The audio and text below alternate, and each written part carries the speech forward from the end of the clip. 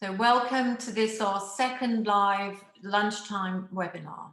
I'm Jackie Pickles and I'm the current president of LDE London. For those of you who don't know about us and what we stand for, we are the London chapter of LEDI, Les Dames d'Escoffier International. It's a philanthropic organisation founded over 40 years ago for women working in the culinary fields, raising money for charity, supporting each other and mentoring those new to our profession, stretching from restaurants to journalism, manufacture to marketing, chocolate, cheese, gin and winemaking. There are over 2,500 members worldwide, mainly in the US, but we are a group of about 35 in London, always looking for new members. So do please look us up, get in touch for further information if it interests you on ldei.org internationally or lesdameslondon.org. So today it is my pleasure to lead you into what promises to be a really interesting discussion between two heavyweights of our profession, arguably our two leading food journalists. Sheila Dillon, who for over 20 years has been the voice of Radio 4's The Food Programme and founder of the BBC Food and Farming Awards. We're very proud that she is a member of LDE London. And Joanna Blythman, a multi-award winning writer, well known for her investigative journalism. She's written for many newspapers and magazines and has had several groundbreaking books published, including Shocked, What We Eat, and Bad Food Britain. Sheila and Joanna will be happy to answer questions in about 45 minutes to end the session, so please do put your questions into chat and I'll pass over as many as I can within the time allowed. So Sheila, it's over to you. That when you read one of Joanna's books, you know they're true, because if they weren't true, she'd be in serious legal trouble. Joanna, have you ever been sued? I haven't, no. I await that joy. Hopefully that's not going to come, but yeah, no, I haven't. I loved it at the BBC when we once had a head of department who I much admired, and you know, we were often threatened with legal action, and I would, you know, have to go to her and say, whatever company it was, Vanderburg's, and are going to threatening to sue us if, and she would say, well, you must be doing something right. And I loved that attitude. Anyway, before we get to the meat of this interview, I know you don't like this kind of personal stuff, Joanna, but I have to just ask you about your family, your mother and your father in particular. I mean, I knew your mother before I knew you, because when I lived in Edinburgh, she was this great campaigner for women's rights, for every right on cause that there was back then. Is that an important part of how you've become what you've become? Well, it must be. I think I've always been comfortable being part of a minority, campaigning for something that kind of comes down both sides of my family, from my mother and my father. So I think, yeah, I mean, you just learn those sort of techniques, don't you? You just start thinking, well, we've got an idea and we need to get something done about it. So let's try and do that. I mean, it's like you've got to make the world a better place. I mean, your mother is still doing that. And how old is she now? She is, I think she'll forgive me for telling you, she's 95. And yeah, I mean, she just keeps up very, very intense interest in what's going on in the world. And if I don't want to watch the news, and let's face it, lots of people nowadays don't want to watch the news, I can just give her a ring and she'll give me a synopsis, which is jolly handy. Who needs Reuters when you've got my mum? And I also wanted to say that, a lot of people think that, from almost the minute you jumped out of the nest, you were an investigative journalist. But when I first knew you through Derek Cooper, you were running a deli in Edinburgh. Well, that's right. I was just always interested in food. And then I kind of straggled into writing about food, because when it came to business skills, let's just say I was somewhat challenged on the business front, but I was so keen on food. But I started out being a food writer in the sense that I took an interest in, you know, eating out, cooking, ingredients. And it just, after, I suppose it was the food program really, and Derek's influence and your influence, I think, which was, you know, if you want to love food, you also really kind of need to know the ways it comes to your plate. And you have to kind of take an intelligent interest in it. And so I suppose I started doing that. And then, of course, BSE happened at the end of the 80s. And I think a whole new discussion about food opened up, that perhaps the food program was the only voice, if you like, before that time that was really raising the important critical food issues in the popular arena.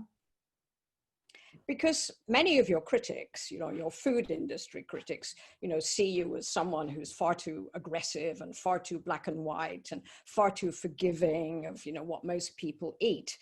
But I do like to remind people when, you know, when I hear that here's a woman who started out doing this because she loves food. She loves to eat. You know, you're like Derek. It all came from the pleasures of food. I think that's absolutely right. And because I love good food, it sort of pains me to see it being jeopardized and sort of, you know, see the kind of corporate mind working on turning it into just something you can make money from. I absolutely do. But at the end of the day, I think there's a tendency, you can get too much in your head about food policy. And I do come across quite a lot of people who are very outspoken on food policy, but I often think, gosh, I wonder if you ever cook, or what you actually eat. Do you actually love food, or is it all about, gosh, the calories, the rainforest, this or that? And I think it's always a balance, isn't it? That love of food and that feeling that, you know, what food is just one of the things we can do to make our lives better on a daily basis. It's really important. It nourishes us. And, you know, not lose sight of the pleasure side, because I find when I'm dealing with an argument that's become purely ideological and kind of common sense, it's got left behind. I think that's a pity. I think we need the two, the food appreciation with the kind of analysis of what the issues are. So we're agreed that we're beginning this conversation in that we both began this, you might say, out of greed and pleasure. I mean, I can't think of any other reason why I would have become a food journalist otherwise. But let's go to one of your books, Swallow This. You focus on ultra-processed food, that the foods that now make up over 50% of the British diet. I mean, and an obvious question is, what is there to worry about in ultra-processed foods? I mean, why focus on them? Well, I felt that a lot had been written about ingredients. You know, we did know, for example, that there was organic chicken, free-range chicken, battery, you know, intensively reared indoor chicken. So we had that sort of understanding when it came to ingredients, but no one really knew what was going on in all the multi-ingredient processed foods on the shelf. And that is not that's not a mystery. Why? Because they're very unilluminating, if you like. I mean, you can read the ingredients, but how many people really understand, for example, what pea protein concentrate is, or what a certain kind of emulsifier will do, or why you would need a coloring or this flavoring and so on. So I just wanted to know more about it. And that was the whole basis of Swallow This. And yeah, I mean, there are so many risks, because what processed food and ultra processed food is really taking very, very cheap ingredients. So essentially flour, something that might be protein, or it would be some kind of starch or flour, usually from a relatively cheap source, like a grain, a cereal, perhaps some legumes, ultra processed form, and then using that to create real food-like characteristics. So in come you know, the starches to give it a bit of a textured protein type feel. The coloring comes in, the flavoring, the ingredients. So what you've got is really just a very artificial synthetic concoction, which is trying to mimic real food. And the objectives of the food processing industry are largely, you know, how can we take the cheapest possible ingredients and sell them for the maximum money and get away from it, and no harm to them. I mean, that's their business. But I think we need to sort of realize that.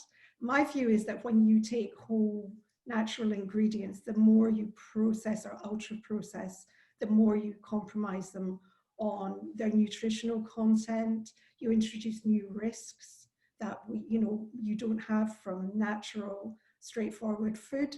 And the fact is that most of us, when we eat ultra processed food, haven't got a clue what we're eating. We're just buying into the marketing, you know. So if you see something like the fake meat burgers that want to be meat burgers that are on sale, you know, some of them have 20 ingredients or more, 20 ingredients and additives, and they didn't come out of anyone's kitchen cupboard. And I think we really need to be aware of that, familiarize ourselves with the risks and the issues that raises. So that's what Swallow This was all about.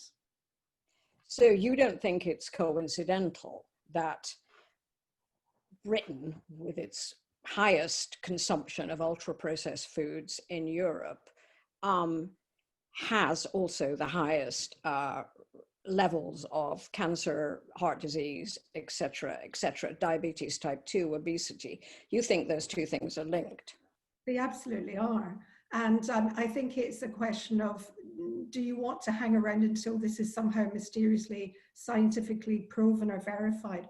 Or do you just want to go on a very, very strong hunch, which is common sense to me, is that the more you eat ultra-processed food, the less likely you are to be healthy. And, you know, this sort of, you know, parallel trajectory of the advent of ultra-processed food, people cooking less, and this sort of epidemic of obesity, diabetes, diet-related disease is a real problem. They are intimately entwined. And what really I would love a government to do in its healthy eating advice to the public would be to say the first thing should be avoid ultra-processed food. And if that was too long, then it could be encapsulated in one word: cook. Because if you cook, you've a much better chance of staying fit and healthy. But as it is, we all have to go along with a kind of playlist that says, well, it's fine for you to eat that as long as you exercise, count calories, and avoid high fat, sugar, salt foods. That's the script. Well, you brought that up to date. I think it was a column in the Herald that you in your a rather caustic attack on Boris Johnson's new concerns about his own weight after his brush with COVID. And you said that his government's war on fat was worse than useless. Worse than useless? Yes, worse than useless, because it's just trotting out the same script that got us into the situation that we're in. So, you know, there's no point telling people to count calories, avoid these, high fat sugar foods or whatever. There is some point in telling people to be fit, but we know there's enough science that shows that physical exercise in itself is not going to help weight loss. It is a great thing to do for many other, you know, mental and physical benefits, but weight loss is not one of them. But each part of the calorie counting thing is really a major problem, because instead of looking at food in a holistic way, we start, we've fallen susceptible to sort of nutritionism, which is you take one random element out of food and cast it in the role of the villain, and then there are other sort of hero ingredients if you just tell people to do that. And of course that's not how good food works. So if people hear, oh, I should be avoiding fat, right, well, I'm not going to have any butter, so because that's been, you know, suggested to them that that's a bad food. So then they just eating some other processed food that doesn't have butter in it, but has some very industrially refined oil in great quantities, but they've been told that that is healthy for them when in fact it isn't. So I think there's now a situation where we have the old to my mind, discredited nutritional script, which is encapsulated in the government's Eat Well plate, which Zoe Harcombe, the nutritional expert, Zoe referred to it as the Eat Badly plate. We've got that, and then we've got really kind of independent science and people who are just saying that this doesn't add up, this advice is wrong, and who are doing their own thing and getting really good results. So you see, for example, I'm not, by the way, an anti-carb person. I eat carbs. I love a croissant, you know, but I can see the low carb argument, and it's very impressive to me to see the number of people who've been struggling with weight and type 1 diabetes who've had great success with this approach. So I think nutritional script is something that always needs Type to 2 diabetes, right? Type 2 diabetes, yeah, absolutely. Yeah, I mean, earlier you talked about, you know, following a hunch and following common sense about not eating ultra-processed foods. But in fact, we have better evidence than a hunch or common sense. I mean, we can look at countries that have been opened up to highly ultra-processed foods, and we can see what happens to them very fast. I mean, I was preparing for a program we're going to do in Afghanistan this week, and, you know, they almost, as our reporter, an Afghani, said, you know, bodies exploded in Afghanistan. And the same happened in Mexico after the North American Free Trade Agreement, where you suddenly have a whole population exposed to these foods. And these diseases take off like a rocket. You know, that's good evidence. It's not a double-blind trial, but it is evidence. Oh yes, and I mean there have been studies, and there was a very important French one just a few, I think it was earlier this year, just linking the consumption of ultra-processed food to ill health and obesity. So I don't think we need to sort of spend too long on, you know, with that. We can accept that and move on and say, okay, so how are we going to challenge this sort of, if you like, modern view that it's fine to eat ultra-processed food, that you can eat it and remain healthy. I think that's where the discussion needs to move on to. Well, how do we? I mean, because as you know, you get attacked for being a middle-class chattering person who doesn't understand the realities of life for people who are poor. We get attacked in the same way. I mean, how do you deal with something like this, which is, you know, you have an industry with multi-billion-dollar advertising budgets, and you have a government, this government and governments of different political color who really don't think food is crucial. They don't want to deal with food. Yeah, that's absolutely right. I mean, that's very obvious at the moment with the whole discussion about COVID is going on. We're in this crisis, and I've not yet heard one politician talking about how what you eat in the general state of the consequence of what you eat might be making you more or less likely to become A, infected, but B, to get really ill if you are. And we know that Britain, like America, the sort of underlying metabolic health of the population, if you like, is really not good. And the way we eat is a major part of it. But it's almost as if that is, you're not allowed to say that, because that would be blaming people for what they eat. And my view is that the public has been very, very misinformed. And I think that the argument that, you know, you're attacking poor people if you say that it's not good to eat ultra-processed food is really, really patronizing to working class people who struggle, who would really like to eat good food if they had the money to do so. So I think we just have to keep ignoring that. And we also, I think we need a kind of level of cynicism in the general public about food advertising and big corporations.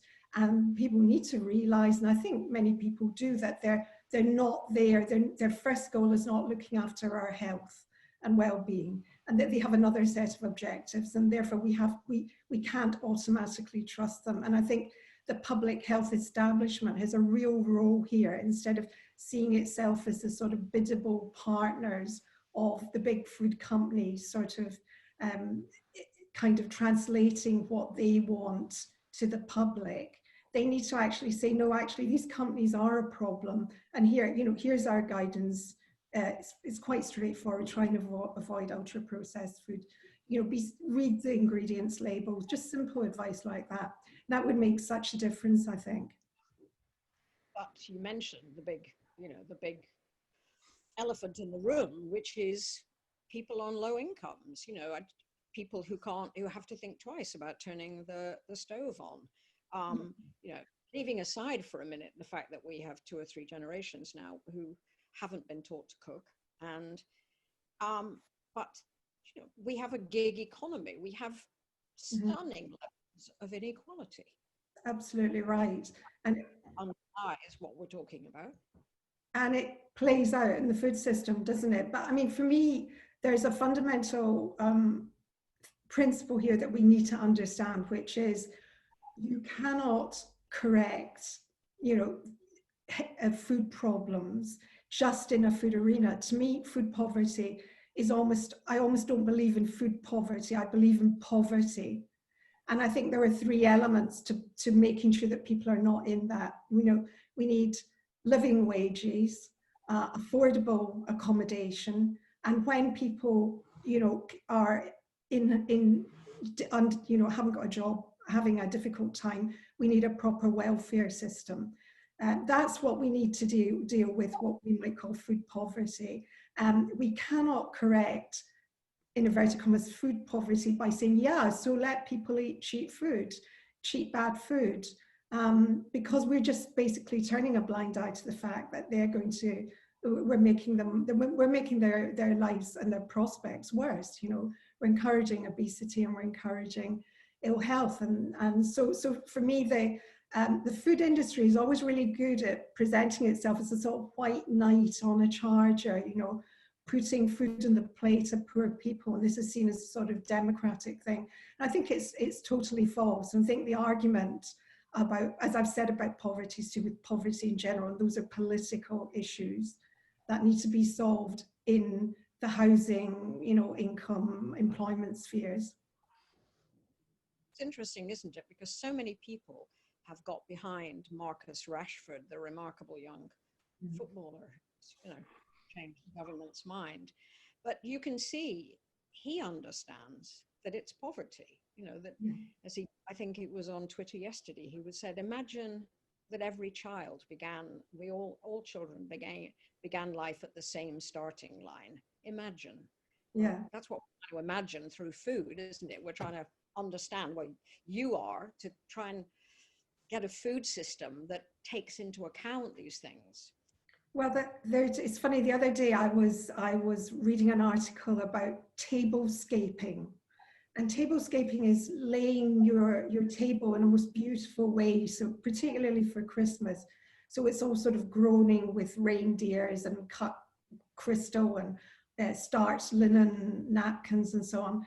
And another level, I was reminded of when I tried to donate a table, a very smart table, I thought anyway, Sheila, to charity, and none of them would have it. And they all said the same thing, which is people don't eat at tables any longer.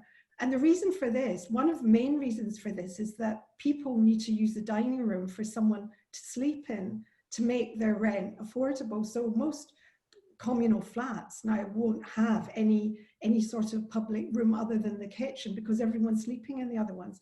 That's poverty. So yeah, we really need to, there are these 2 sort of discourses, you know, parallel at one level, tablescaping, and then this other world. We have to bring them together, I think. Let's move on. You've written quite a lot recently about what's happened to the hospitality industry during lockdowns, and you wrote the Scottish government, this was because it was for a Scottish paper, I assume, and you are Scottish, the Scottish government is killing off Scottish food culture. And you said that restaurants, pubs, and hotels are being scapegoated. And I assume you actually, although you were writing in particular about Scotland, but this does also refer to the rest of the UK. Yes, I feel it does. And I feel very, very, I feel a great sense of burning injustice, if you like, for the hospitality industry and for restaurateurs. because first of all, we know for the Public Health England figures that I have seen show that 2.7% of COVID cases can be tracked back to restaurants. So it's a tiny, tiny factor in causing infection. But I think what bothers me more is not this sort of denial of the facts even, which is bad enough, but it's also this feeling that eating out is just some sort of frippery for the sort of moneyed classes and is non-essential. And that term non-essential has become very scary nowadays. It's positively Orwellian, you know. You don't need restaurants. And anyway, you know, they're not important. So health in terms of avoiding COVID is the only thing that seems to matter. And you don't see the value of the restaurants. Now, for me, restaurants are hugely important. In August, 22,000 people in the hospitality restaurant industry lost their jobs just in August. The industry bodies are saying that 75% of restaurants are quite likely to go bust, become insolvent. Thousands, hundreds of thousands of people work in hospitality. I think it might actually be the biggest British industry. And it's not just the chefs and the sort of kitchen porters and the front of house staff. As you know, Sheila, it's the hinterland of people who supply them. So, you know, it's the farmer, the fisherman, the cheesemaker. All these people are feeding into restaurants a lot of the time.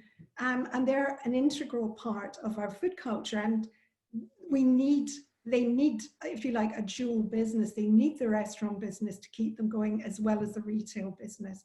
If one goes, then it's, you know, the whole thing is not going to work.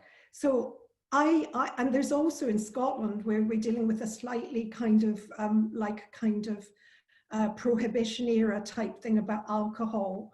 That alcohol is essentially a bad thing, will encourage people to misbehave, that adults can't be, you know, allowed to have a glass with a meal.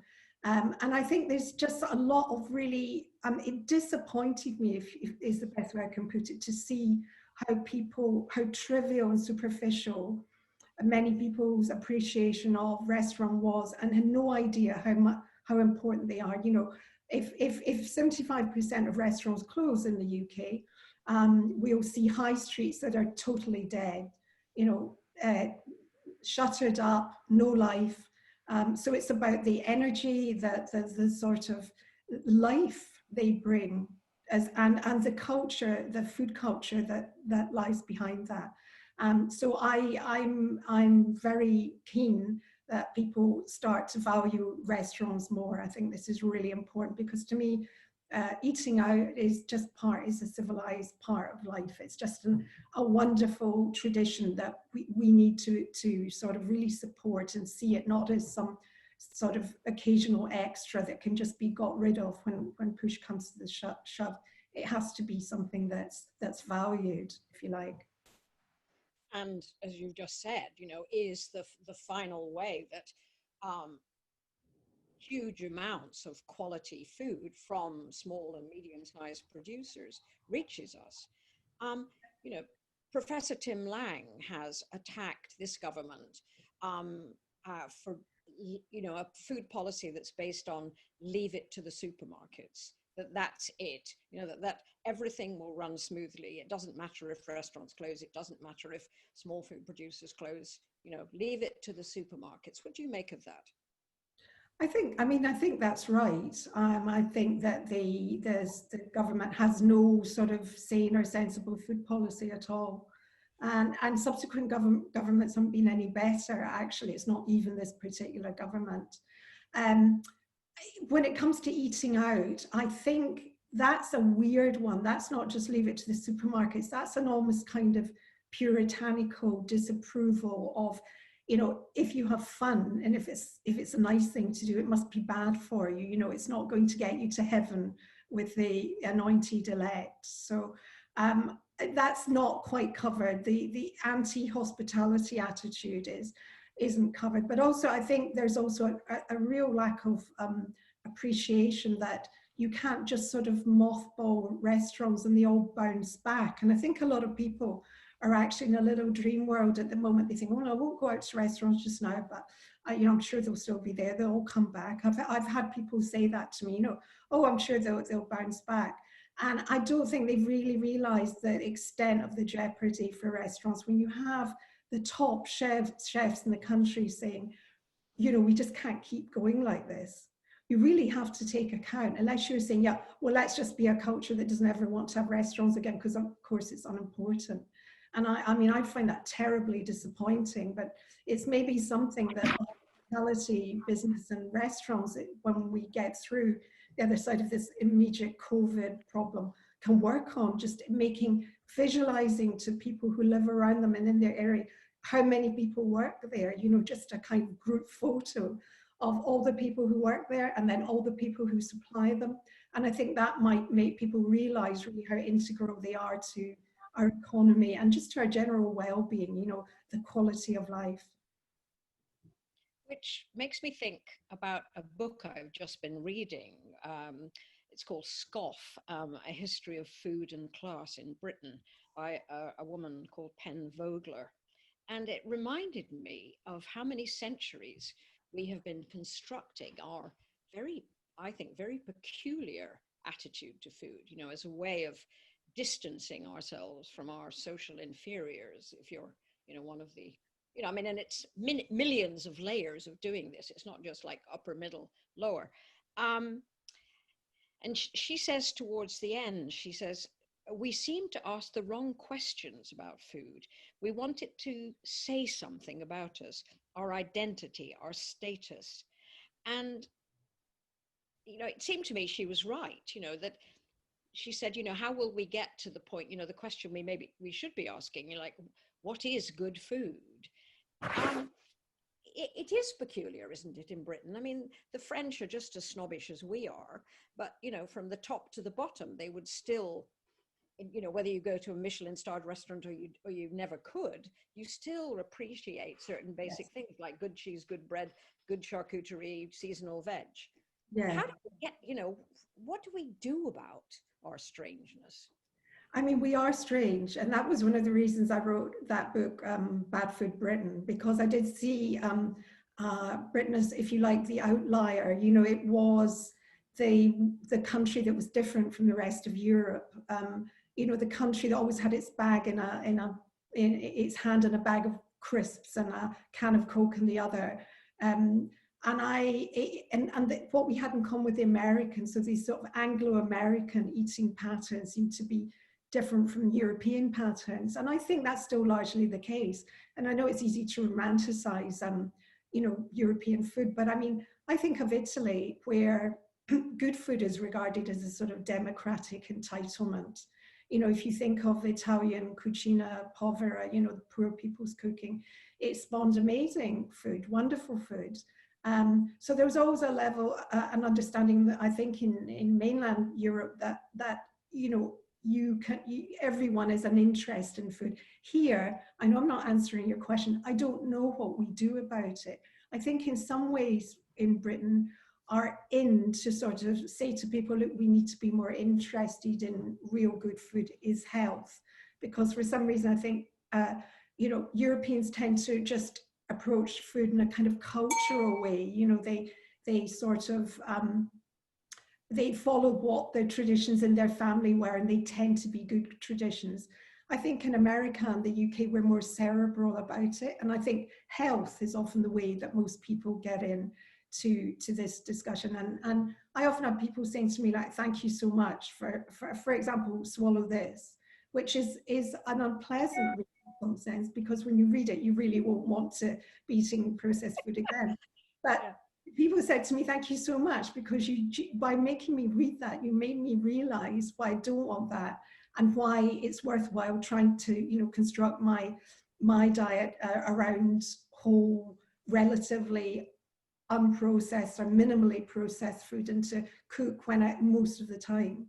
And so I think it's going to be health, because we're very, very worried about our health. In Italy, France, or whatever, health tends to run along side, it tends to be, yeah, it's an issue, but there's this cultural thing guiding people. The other thing that Pen Vogler reminded me of, I mean, I've thought about it enough, but coming as I do from Lancashire, where I, grew up on good food, and but that we too had our food of the poor. We had our hot pots and potages and things to stretch out meat and tasty things. But peculiarly, another of our peculiarities is that these are kind of seen as regional, like some little craft, I'm going to use this awful word, I'm going to say tatting again, because I said that on broadcast, and people who are still tatting reminded me that there are still tatters. Anyway, but what, that somehow these foods are regional curiosities, that they're not part of our cultural heritage, which is so strange, because if you do go back and look at the 16th, 17th century, we had lots of interesting foods based on very basic, cheap ingredients. Absolutely. Well, I think if you look at it, I mean, in some ways it makes it better, because it's tempting to look at the kind of food situation we're in now in the UK and think, oh my goodness, this is really bad. But actually, it's only really been bad from about 60s on. And even then, I would say that back in, if I think of the 1980s, people were still cooking, most people were cooking. And it was really the advent of the supermarkets, I think, that encouraged a different approach to food. It was the once a week shop, load up on time saving convenience foods. And the supermarkets created the, no time to cook kind of concept that I've got plenty of money and I'd rather, spend my money than give myself the bother of cooking. I think it kind of went wrong about then. So if you think optimistically, let's say it was still not too bad in 1990, you've got 30 years, if you like, to make up for, but that is but a hiccup in the history of our culture. And I do think what I see is grassroots things. I think the government, any idea that the government's ever going to speak sense in the near future is idealistic and unlikely, optimistic, shall we say. But I do think people are just kind of doing their own thing, and some of these approaches are showing great benefit. Also, educating people. We've cut right back on education in schools. We don't seem to sort of, even the education of sitting down around the dining table having a cooked meal as opposed to something that arrives in a tray reheated from the factory, that we're not doing that. So I think, there's lots to do, and it's a struggle, but some good green shoots. Grass grows through concrete eventually is an image that always encourages me. I was encouraged, and when I went to a school in Lincolnshire just before lockdown, it was Taste Ed. It's B. Wilson and Jason O'Rourke, who's the headmaster of a primary school there, and this program, which is based on a Finnish idea of getting children just to engage with food through all their senses. And on the day that I was there, these young children were listening to the food. They had headphones on, so they would cut a piece of cucumber and then maybe a carrot and maybe a aubergine, and then they would listen to the sounds. And it was like it was their magic way. And so they tasted all these things because they weren't being told to taste them. Because I think if they had been told to taste them, they'd have gone, ooh, no. But programs like that, there are many more, do give me hope that we might be bringing up a generation. This is, not a posh primary school, and it's, it's all over the place. But there are, as you say, green shoots. There absolutely are. And I think anything that gets kids interested in food, obviously it's a good thing. But I also think perhaps the only good thing about lockdown might be that more people are stuck at home and have time to cook. And for me, the learning opportunity, the chance to give kids love of good food is most easily delivered sitting around a table eating a family meal or a meal with people in your household, that shared food. Because my view, children will eat what they see adults eating. They want to be part of that whole grown-up thing. And when you take that out of it, where the children are eating separately, then you've got to do much more work to just get to where you would be otherwise, where, you know, I mean, children will say, I don't like that, but eventually if you know, week after week they see it and everyone else is eating it, they do eat it. That's it. So I think we have made it harder for ourselves, and I hope that some of this eating together that's been going on in lockdown is actually kind of maybe reminding people of how, yeah, you know, that's a great thing to do if you possibly can. You mentioned earlier about us not having a sensible or any food policy really, and you've been very enthusiastic about the food policy in Brazil, which of course came out before the crackpot dictator who runs it now. But Brazil was quite revolutionary, wasn't it, in what they said was their food policy? Yeah, they have just the very simple dietary advice. I mean, it runs to at length, they spell it out, but basically they say avoid local unprocessed foods, eat local foods as much as possible. And they mention specifically eating communally in groups, you know. And I think the Brazilians are way ahead. That was 2014 when those guidelines came out. And I think that, you know, in a way, we don't need to, we just need to cut with the discredited guidelines we've got and go on to something like that people would understand. And I think if we're square with people and say, look, this is how it is. If you want to stay, you know, good weight and fit, don't eat ultra processed food. And we actually said that to people. Then if people then say, well, fine, I'm not going to do it, I can't be bothered, that really is their lookout then. But we've never had that honesty, we've never had that clarity. We've always, and governments, subsequent governments have always wanted to appease the processed food industry. You know, they've been scared to go up against them. And until there is some sort of change there, you know, I don't know what's going to give, but what I do think is that those guidelines, I mean, that would be a very real campaign to say that, you know, Britain needs to change its healthy eating guidelines to very similar to the Brazilian ones. And that's something that we could put some effort behind, I think. Well, we have gathered behind our screens an enormous group of people, and I recognized when everyone came into the room so many of the names. And so I think we might move, Jackie, to the questions from our yes, from our gathered group. Yes, they suddenly come flooding in. The thing about education has been quite a theme. You might have seen, Sheila, that wonderful example in Lincoln with Taste Ed, but there is still the thought that really kids are not being taught how to cook in school. There's lots of food technology out there, which of course feeds into going and working perhaps for supermarkets and food development.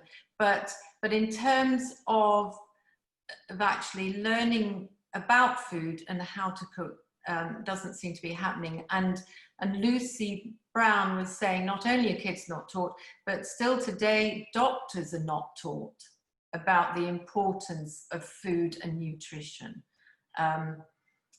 What are your thoughts on that? I mean, I absolutely agree with that. You know, particularly the issue about doctors, because, you know, someone will correct me if I'm wrong, but as I understand it, doctors don't really get, GPs anyway, and also some hospital doctors don't get much training, if any, in nutrition. It's basically just, here's the healthy eating guidelines, tell your patients to do this. But what I do see is that, you know, there are now GPs who are saying, look, you know, they are actually giving people quite good advice. And I've particularly seen this in relation to the whole discussion about diabetes, type 2 diabetes, how to best treat people. And they are moving away from the standard kind of government advice and having very positive results. So I do think that GPs are a group that could benefit from knowing a little bit more about the kind of what I would call the alternative establishments ideas about nutrition. But I did. I mean, for example, my sister got a leaflet from her practice the other day. It was something like general health, you know, healthy eating tips. It was actually very sensible. It had moved on.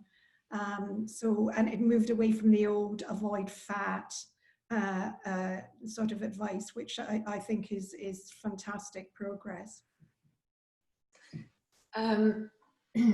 There's quite a bit about post-COVID. Have you seen COVID as a catalyst, Mayo says, for folk to make positive changes for themselves? We've seen a surge in people taking more control of their health and trusting real food again.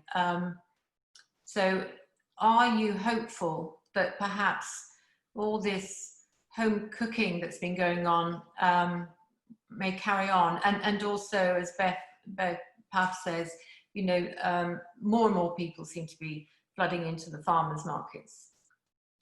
Yes, well, what's really interesting is that from the minute of the first lockdown, you know, it was interesting how people went for, if you like, primal foods that they really trusted.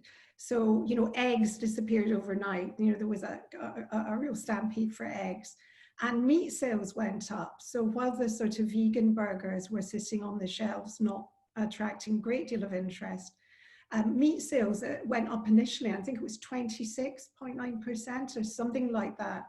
And I think the feeling is that people felt more that they wanted real ingredients that they could trust, and they wanted to be sure of the nutrition of those ingredients. And I think there's an interesting concept now, which is the sort of nutrivore idea that, you know, this is in the past what we did. We as populations, we instinctively went for the food that was the most nutritious, and rather than and packaging, obviously, you know, packaging was irrelevant, you know, centuries ago. So it was all about the nutritional quality of the food. And I think that sort of nutrivore sort of feeling, and the idea that food is health. I really can't do much about COVID, not really, except, but one thing I could do is make myself less likely, or make my family less likely to be very ill with this, and if we should come into contact with it. So I think that will, I mean, I think that will be something, a feeling that will keep, many people will keep with us. I think, though, when I say, I'm always a bit critical when I hear about phrases like build back better, the new normal, which is this idea of normalizing things that are very abnormal.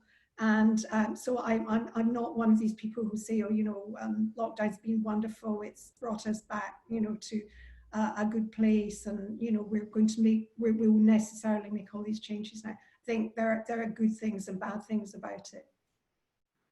And Jenny Greener says, what are your thoughts on these restaurant make-at-home kits that are currently happening? They're keeping restaurants alive. They obviously found this way of supporting themselves. Do you think that will stick around post-COVID? Is it improving people's cooking skills at all? And what are your thoughts on the pricing? Because, of course, they're not cheap. No, I mean, I know for a fact, because I've talked to chefs who've just said, we hate doing this. It's not how we want to cook. Our kind of food doesn't lend itself to this. And they've maybe not done it and now decided that out of desperation that they have to do it up to a level. And I think it's just it's one tool that the restaurants are currently using to keep themselves in business. But the ones that have just started doing that, as opposed to the ones that were quite well geared up for takeaway, I don't think I know for a fact it's not making them enough money. I mean, I spoke to a restaurateur, I heard of a restaurateur who told me that by August of this year, his takings were 14% of what they were in 2019, and he'd already closed 1 of 2 restaurants. I mean, that's the extent of the financial dilemma. So anyone who says, like, oh, you know, they should just have takeaway services or sell tokens or something like that, I think that's a bit glib, really.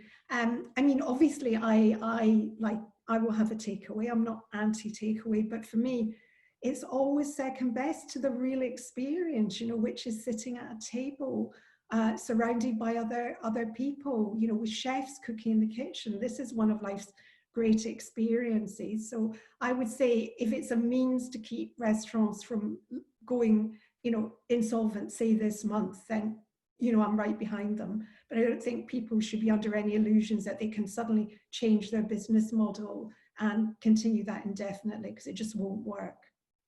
No. Eugene Lee is asking, would you say that political changes such as Brexit has implications for how people will understand food and food culture generally? I think it's really difficult, because I've found in the past that any sort of discussion about food which comes with sort of flag waving is generally not a very helpful discussion for food. You know, it becomes about something like support our farmers. At one level that sounds good. Well, obviously, why wouldn't you support your farmers? But it doesn't really say to you, well, what farmers are we supporting? Are we supporting the ones who have got, you know, animals kept in really not very pleasant or sanitary facilities? Or are we supporting the regenerative grass-fed farmers? So I don't, in a word, I think Brexit is going to be really, really difficult. And I think coming at the moment with COVID, and I don't think that is likely to have many good results for British food, but we'll just have to wait and see. Actually, Eugene also said, here's a question: what does authenticity in terms of food mean to you? I think authenticity is really, really important. It's something is genuinely what you think in your head it is, what those words, the messages, the signals those words give you. So for me, in authenticity, give an example, when I see something like a vegan burger, I think that burger is not authentic. When I see something like vegan cheese, I think that's cognitive dissonance. That's an oxymoron. They aren't. You know, cheese is cheese. It's made from the milk of cows or other animals, sheep, goats. So I think it's a lot to do with the language of food. And all I would say, authentic is quite a hard thing to sort of, you know, give you a 10-point checklist for. It's just one of the things, you know it when you see it, don't you? You just think, well, this is really authentic. I mean, this is the farmer who literally grows these very old-fashioned varieties of apples and sells them at the farmer's market. You know that it's authentic. And authenticity, all food should be authentic, but we've got so used now, I think, to being given food which is sort of something pretending to be something else, or something that is marketing, is really largely a marketing exercise. The authenticity has been sort of lost, if you like. I thought there was a, cognitive dissonance took a big step when I'm pretty sure it was Tesco who decided that they would shortcut this whole business of having a real farmer supply them with whatever it was, apples or cauliflowers, and they would create a fictional farm. And they were happy to tell people this was completely fictional. So you can go in and I don't know the exact name, but, you know, Farmer Joe is photographed on the packet and you're told that it comes from Farmer Joe's farm, and Farmer Joe's farm doesn't exist. It's a marketing concept. But that didn't seem to stop the sales, which did make me worry about what's happening to us as our IQs as the human race, really. Well, it's interesting. There is a farm in Ireland, in the south of Ireland, called Woodside Farm, and they're really wonderful people who rear rare breed pigs outdoors, fabulous slow food farmers, and they have to compete with Tesco's Woodside Farms, plural. The S is just a brand. There's no such thing. It's just exactly what you've delineated. But yeah, I mean, it's amazing that this isn't challenged more. and supermarkets get away with this all the time. And Tesco's particularly bad in this respect, but largely a lot of food, right? If you just look at the picture on the box, say of the ready meal, and it looks really nice, you know, often it looks really quite nice.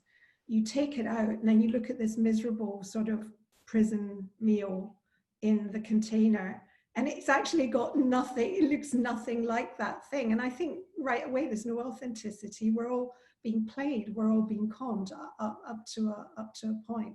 And that's how you add value to food. I mean, if you just sell potatoes, there's limits how much you can ever charge for potatoes, even if they're, you know, Marks and Spencer's boutique varieties washed by virgins in sparkling spa water. You can't charge that much for potatoes, but you make them into something, you process them into something.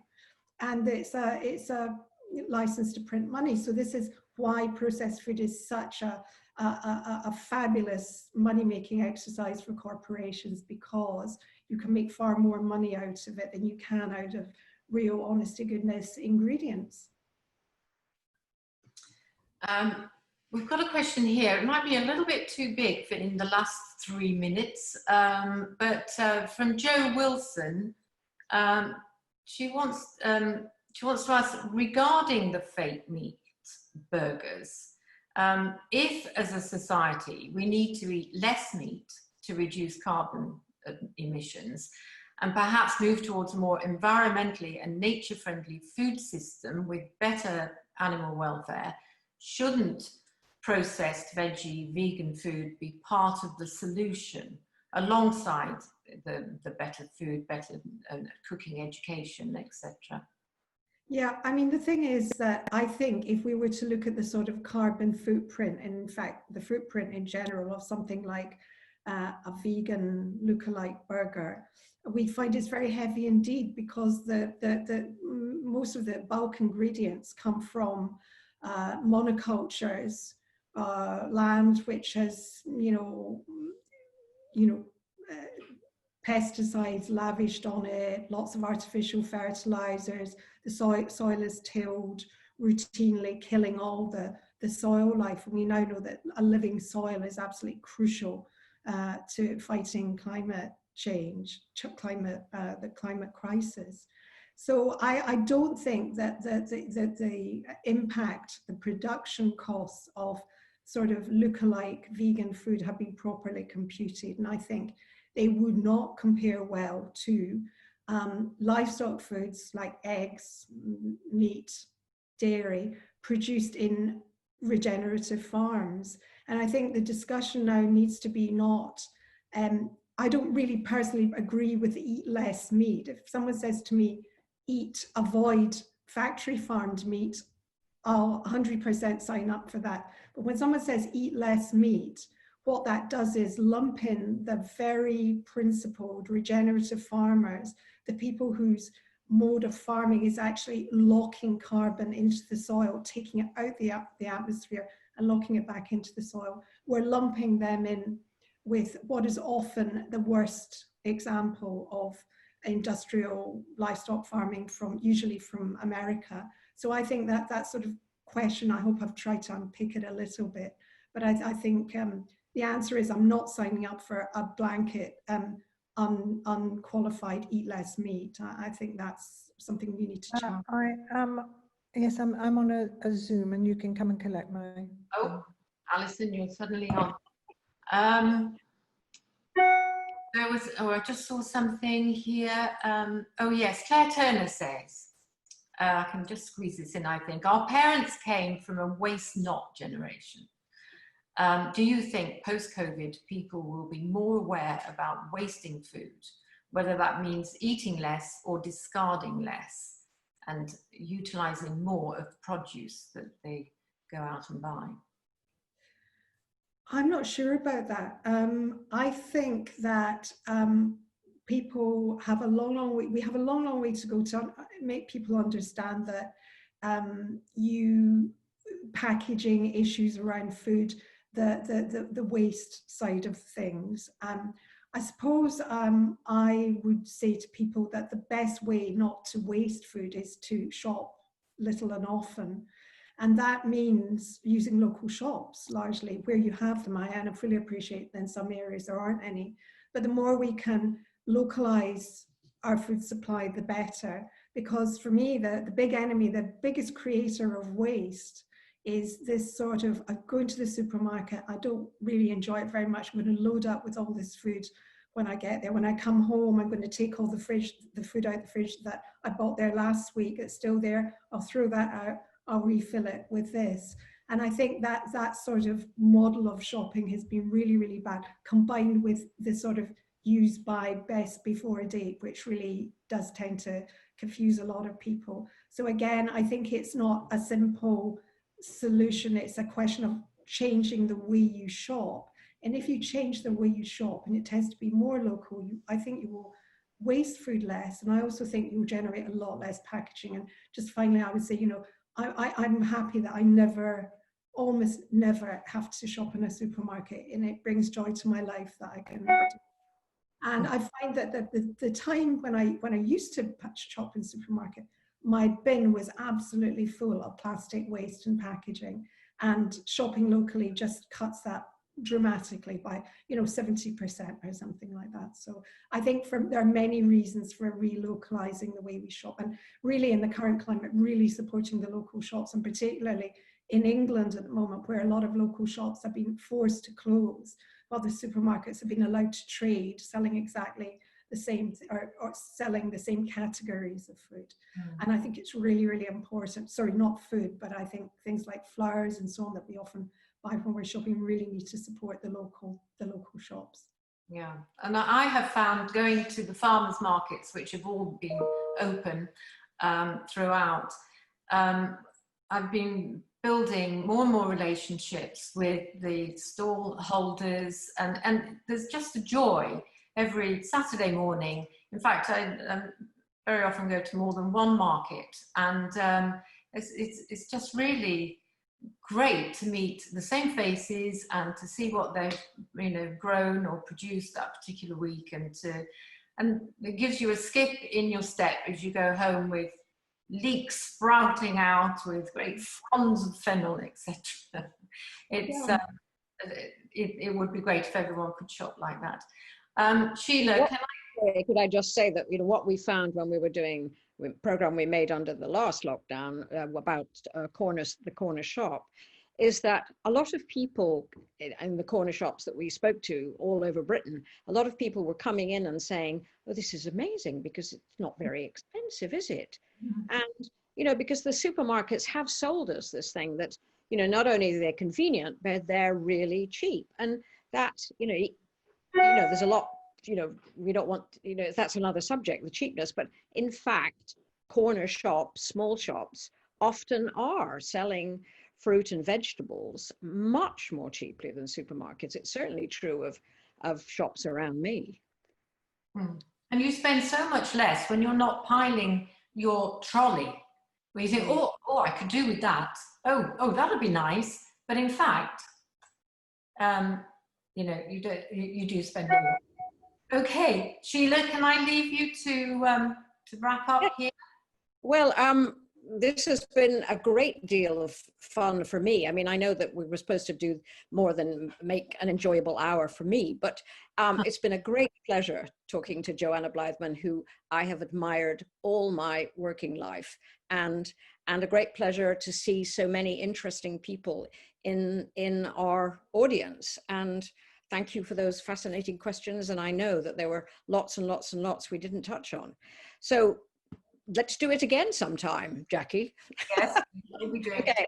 And thank you to the Les Dames Escoffier for setting this up. It's really great. Oh, well, that was our pleasure. Thank you very much indeed, Sheila and Joanna. Fascinating discussion, fabulous comments, which I hope you'll be able to read through. A lot of really encouraging pieces that you'll see. So it's not all doom and gloom out there. So have a great afternoon. Thank you for joining us, and I hope that you'll join us again on our next, and I know Sue has posted our next one. and I can't find it now. Oh, here we are. Nisha Katona, Alison Swan-Parente will be in our next webinar on Monday, the 7th of December. But 7 Definitely that. Okay, I have to leave. So Okay. Thanks, Sheila. everybody. Thanks, Goodbye. everyone. Lovely to Thanks, Joanna. Bye. Okay, bye.